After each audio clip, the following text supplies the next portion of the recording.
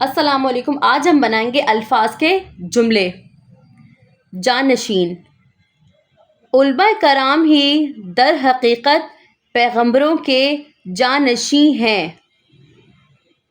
نقطۂ نظر، ہر شخص اپنے ہی نقطۂ نظر کو حرف آخر سمجھتا ہے۔ اثاثہ، نوجوان نسل ہمارا قیمتی اثاثہ ہے۔ مستحکم، ایک مستحکم پاکستان ہر پاکستانی کا خواب ہے۔ مستقبل، ماضی کو بھلا کر مستقبل کی منصوبہ بندی کرنا عین دانشمندی ہے۔ بے مقصد، اللہ تعالیٰ نے اس جہاں میں کوئی بھی چیز بے مقصد پیدا نہیں فرمائی۔